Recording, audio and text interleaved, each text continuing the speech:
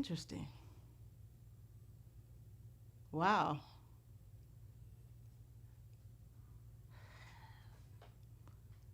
I don't know.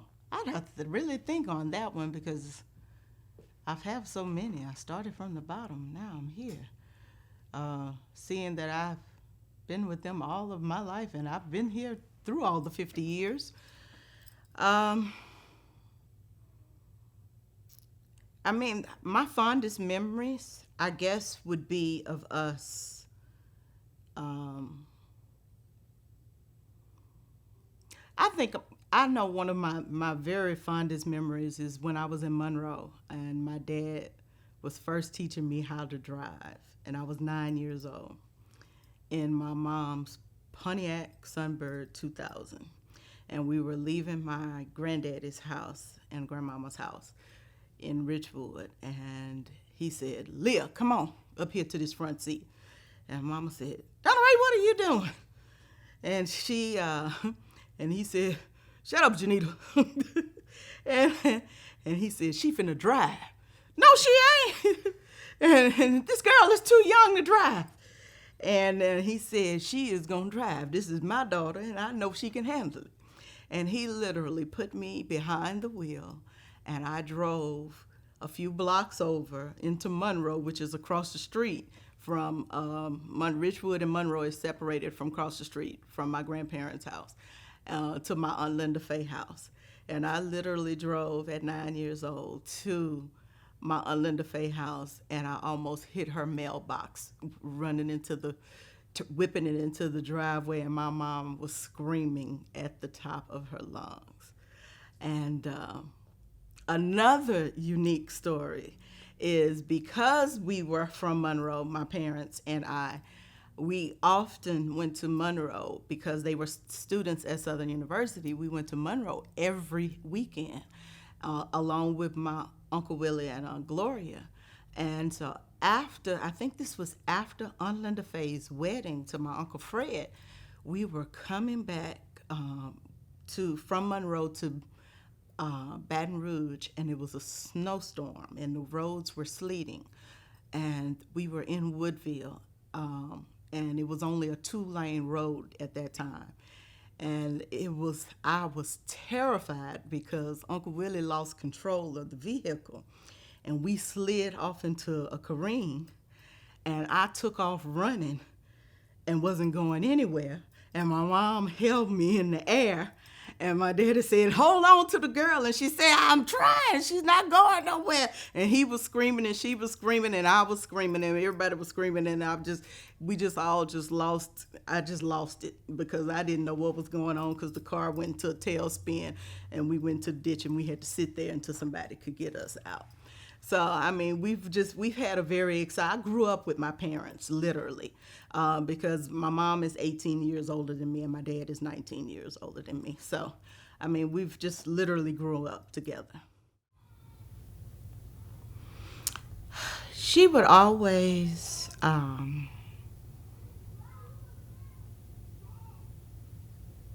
make sure that he was taken care of as a wife.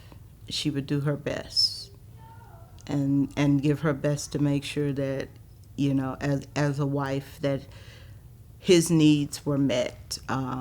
She showed me what to do in the role of a wife, and I guess that's why I was able to be the wife that I was to my husband. To cook, to feed, to clean up, to do, to meet the needs of the husband. She was just there, and to stand by his side through good times and bad times. She's always been there, and she's never been yielding in that regard. My daddy has been the backbone, and he will stand his ground for us regardless. And nobody will shake him. When his foot stands, it is unmovable. And he will back you up. And no one, if anybody comes for us or anything like that, Donald Hunter has our back. And I admire him for that. And it's he wouldn't let anybody come for Janita, and he doesn't let anybody come for his kids, and it's just like I know that if I ever need that force, and she knows if she ever needs that force, she say Donald Ray, and he's right there, and that's just at any given moment, at any given time, he is there. It's very admirable, and it's significant in this day and time because a lot of peoples do not value marriage, especially young people. They'll get married for a fad or just to say that they gotten married. I know I was with my husband for a significant amount of time, and I used my parents as a guide in my marriage as to what to do and what not to do. And the only reason I'm not with my husband is because death pulled us apart. But to see them withstand the good times and the bad times and still be here together and to build and grow together as they have, and to look at the number of children and grandchildren that they have made a remarkable mark upon us, if not the community and but most definitely with us, and we stand behind it. We love our parents all the way down, from the top to the bottom. We're in our own world here. We don't bother anybody. We call ourselves the Lahana Collective here. It's us, and we do our thing. We love them dearly. Wow. Continued longevity, to be able to see their grandchildren have children. I look forward to one day to have grandchildren. My children say I'm rushing them to have children, but I would love to see them to see their great grandchildren and to be around and just to continue to grow and prosper and not have to work hard. I think now they don't even have to work, but they love to work. They don't mind working. They don't know how to sit down and be still and enjoy the fruits of their labor, but they just enjoy doing what they do. And I like seeing them grow and flourish in their elder years. Lets me know that I could keep going and doing the same, when I get there as well. Trust and believe in God, and lean not into thy own understanding. In all thy ways acknowledge him, and he will direct our paths. We have a very strong Christian and moral values. My parents have always said, even though I am the oldest, I've always been the one who listened to wisdom. I'm not like my siblings who like to test their own way and figure out things on their own. If my parents tell me something and give me guidance, I'm the one who listens to it. I'll listen to the wisdom that they share with me. And so if they tell me something, I trust their word and I believe in it and I stand on it. And I believe in training up a child at the way that they should go, and when they're older, they won't depart. And I think my husband and I did pretty good with our own children in that regard. We did not spare the rod because our parents did not spare the rod. So we, and that's a lot of what has guided us to be where we are. My parents have done very well with their children, where we may not all be academicians. I can't even say the word, but we've all basically went to college or learned in some type of form or fashion, either in trade or in college, but we're all doing well in life, and we're not wanting for anything. And then our children are doing well. We have like two sets of kids where some of them are young adults and then some of them are still, elementary and toddlers and stuff. But they all are matriculating well and doing well and not getting into trouble. And we're very proud of our family. A lot of people sometimes see it as arrogance, but it's not arrogance. We're just self-assured and know that we've done right by our children, and we've taught them well, and it's because our parents have led by example of how we should behave and interact with people and in society. And like I mentioned already, we don't bother anybody. We walk the straight and narrow, and we try to do right by people, and we expect people to do right by us, even though everybody don't operate on that same mantra. But we try to do that. I don't know. I mean, it's just life in general, particularly. I really can't say. Some of it may be a little bit too intimate for the camera, but just different life situations and circumstances, because we all have had things that have happened in our lives that we would like to see a certain outcome, and then happen, and it didn't happen the way we think it would happen. Even when my husband transitioned most recently in the last couple of years, I would say my mother and father stood in the gap like nothing. My daddy called me every day, sometimes twice a day, and that was really shocking for me, because he was calling me more than my mama did, and she and I are inseparable. The family calls us sisters because we're so close. And but he was calling me, and he would tell me every time he called me, "I love you, Leah. You're gonna get through this. You're gonna be stronger by it, and it's not gonna always be this dark, because I cried a lot after my husband's transition, and it wasn't that we didn't anticipate his death. It was how he transitioned that kind of shook us a little bit, and we're still going through the grief process with it, my children and I. And so we have our ups and downs. Some days we were like really good and jovial, and then some days some things will just trigger us, and we're like, okay, where did that come from, out of left field? That type of thing. It could be a TV show or whatever have you. And my daddy will still call and go, "Hey, I saw the post on Facebook," because now he's gotten social media friendly. So then he'll go, "I'm checking on you. You all right today?" And I go, "Daddy, I'm all right. I'm good." That type of thing. And so he's just been real mindful of things, and nurturing me in a way that I never anticipated that he would throughout this whole process, the grieving process. And for that, I'm very grateful.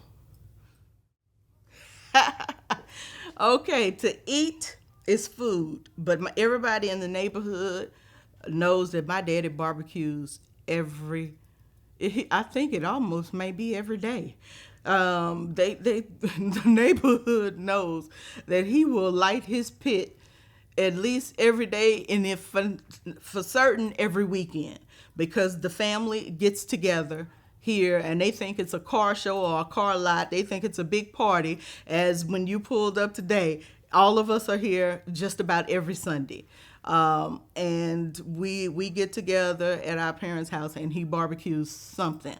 If it's not smoking ribs, ribeyes, chicken, hamburgers, something is on the grill, fish, whatever have you, and he invites his friends and whomever to come eat. My daddy will feed anybody, and he loves to see people eat his barbecue.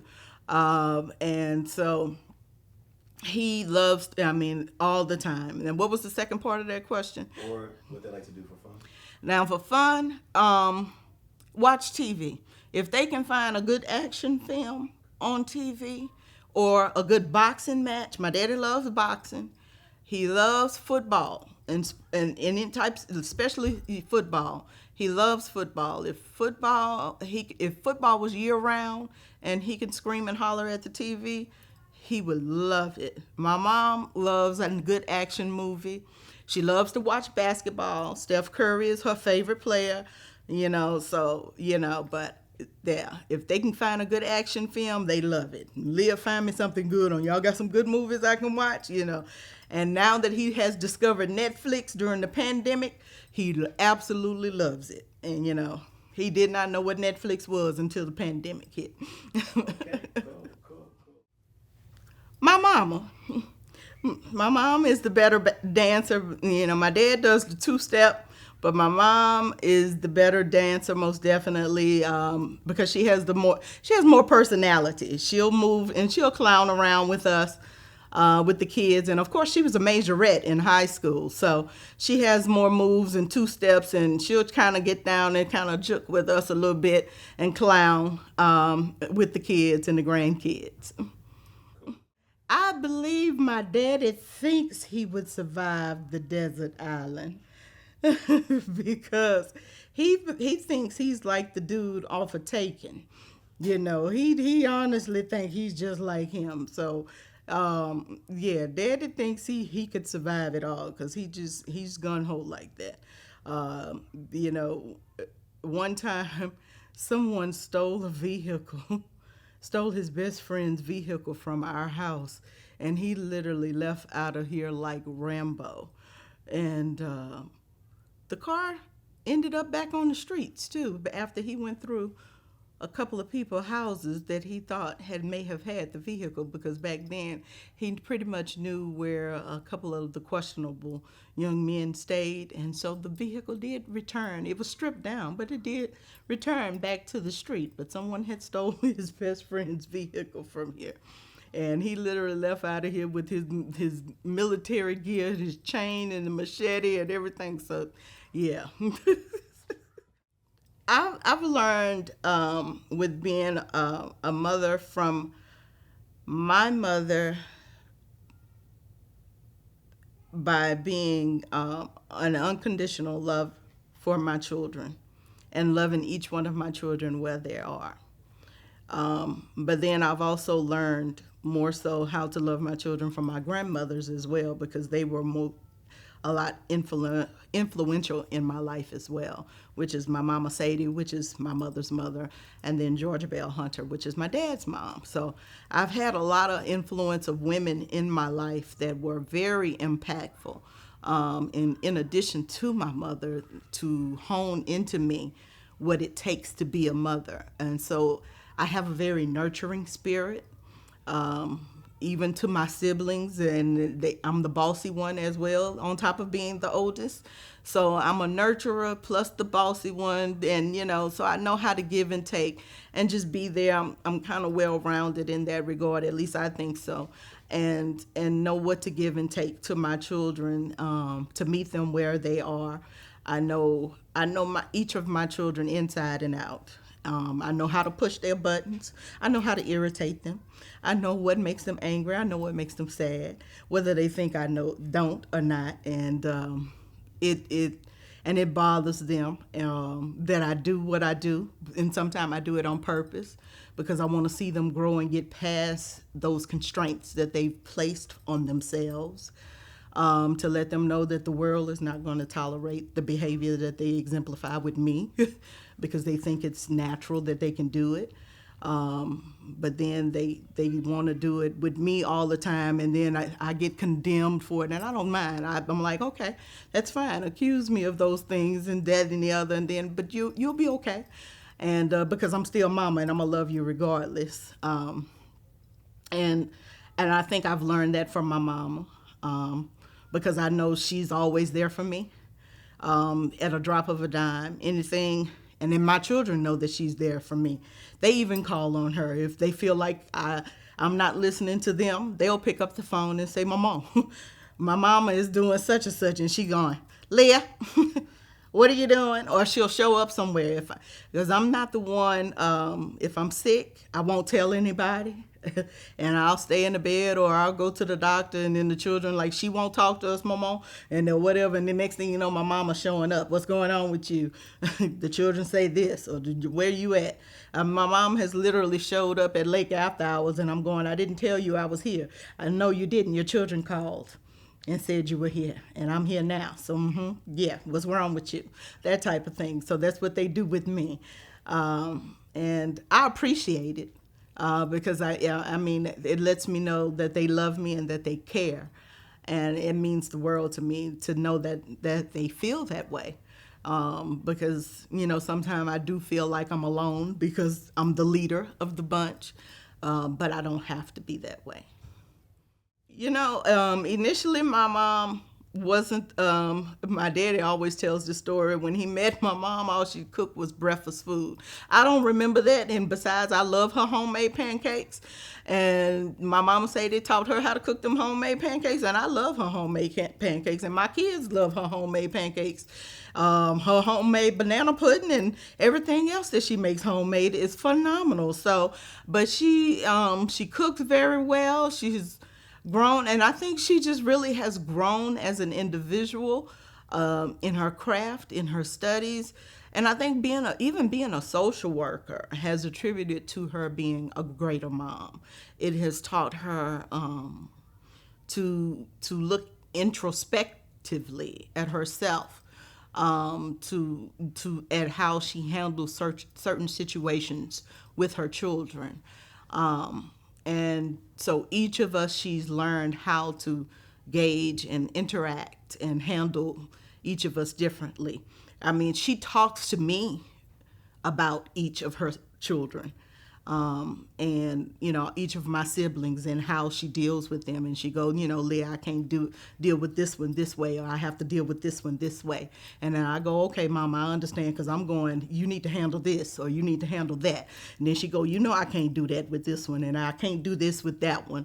And I go, I understand, but you need to, because you need to checkmate this, or that type of thing. So she has to handle it her way, and I appreciate it and understand it.